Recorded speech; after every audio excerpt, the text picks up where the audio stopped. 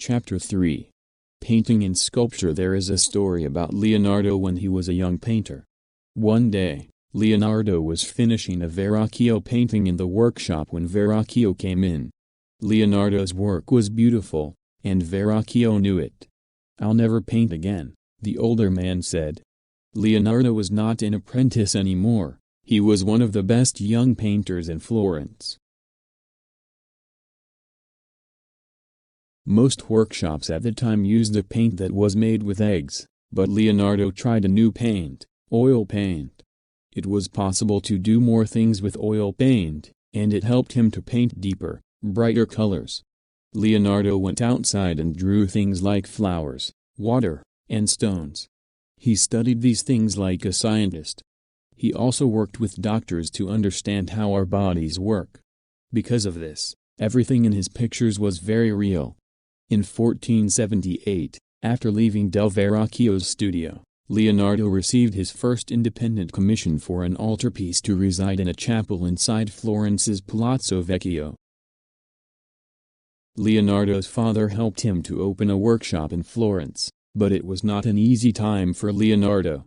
He had a lot of problems with some important people. In 1482, Leonardo left Florence and traveled to Milan. Leonardo left angry people behind him back in Florence, because he had not finished paintings for them. This happened all through his life. Leonardo is one of the most famous painters in history, but he only finished about 20 paintings. This painting of Cecilia Gallerani is one of them. Leonardo was happy in Milan. He had a busy workshop with lots of young apprentices. The ruler of Milan, Ludovico Sforza, then the Duke of Milan, spent a lot of money on art because he wanted to show that he was as good as the rulers of places like Florence. Leonardo was given money to be a part of Sforza's court, the circle of important people who worked for him. He designed buildings and machines for Sforza. He also painted beautiful pictures, like the painting of Cecilia Gallerani, Sforza's young love. In 1495, Sforza asked Leonardo to paint a picture called The Last Supper. The painting was for the wall of the city's monastery of Santa Maria del Grazie, and it told the story of the last meal Jesus had with his followers. It took Leonardo many months to plan the picture, but the masterpiece took approximately 3 years to complete and captures the drama of the moment when Jesus informs the 12 apostles gathered for Passover dinner that one of them would soon betray him. The range of facial expressions and the body language of the figures around the table bring the masterful composition to life. Leonardo drew each person and changed how they sat or stood around the table. Leonardo's design for the painting is amazing. The lines of the walls in the real room are the same as the lines in the picture. It is like looking into another part of the same room. The Last Supper is a very big painting, 4.6 meters tall and 8.8 meters long, and it is on a very high wall. People built places for Leonardo to stand while he worked. Sometimes, he worked for hours and did not stop to eat. At other times, he stood and looked at the painting for hours, but he did not touch his paints. Leonardo finally finished The Last Supper in 1498. It was one of the greatest paintings of the Renaissance, but Leonardo was worried. When he painted The Last Supper, he worked in a different way from most painters, and he made the paint in a different way too. The decision by Leonardo to paint with tempera and oil on dried plaster instead of painting a fresco on fresh plaster led to the quick deterioration and flaking of The Last Supper. Soon, he understood his mistake. The painting started to break into pieces. When Leonardo looked at his great work, he probably thought, "It will fall off this wall in a few years." Luckily for us, people found ways to save it. At the same time as The Last Supper, Leonardo was working on a great sculpture of Ludovico Sforza's father Francesco. Leonardo wanted to make a sculpture of Francesco on a great horse. For years, he drew horses and made designs, but there were problems. Leonardo made sculptures when he worked with Verrocchio, but this sculpture was much bigger.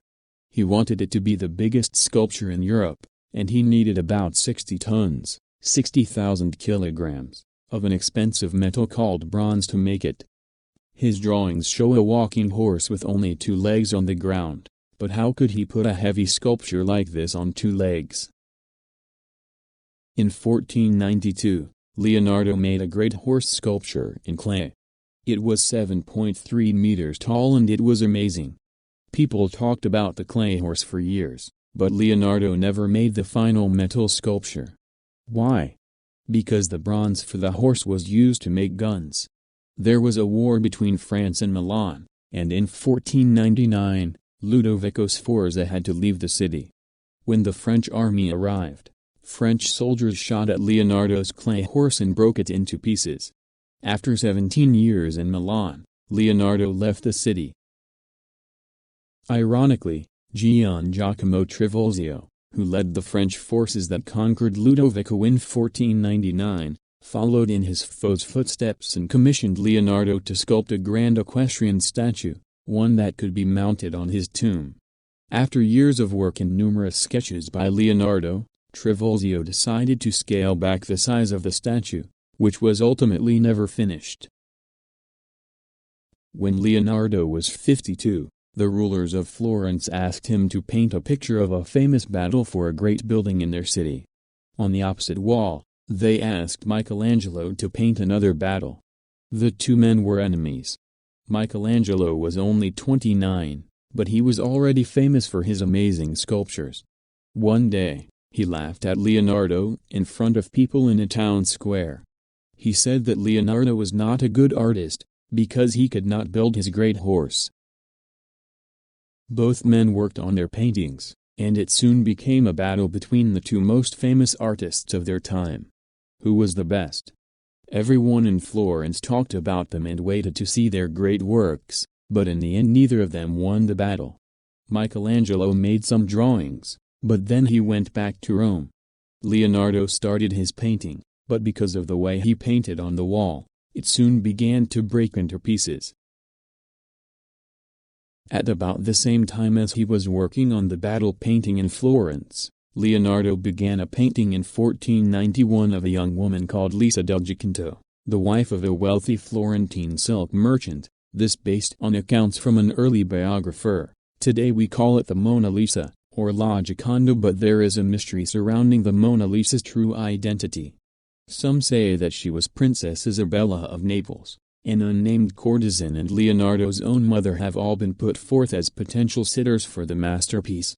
It has even been speculated that the subject wasn't a female at all but Leonardo's longtime apprentice Salai dressed in women's clothing. Leonardo used new ideas to paint the Mona Lisa, and other painters soon began to work in this new way. If the Giocondo family did indeed commission the painting, they never received it. For Leonardo, the Mona Lisa was forever a work in progress, as it was his attempt at perfection, and he never parted with the painting. But is that why it became the most famous picture in the history of art? Look at Mona Lisa's face. Is she starting to smile? Now look again, she is not smiling anymore. We look from one side of her mouth to the other, and her smile changes in front of our eyes, like the smile of a real person. What is she thinking? Because of that smile, you stop and look at the painting again. You ask yourself questions. Writers like Émile Zola and Oscar Wilde wrote about Mona Lisa's smile. They said she was a dark and dangerous woman. Her smile hid many secrets.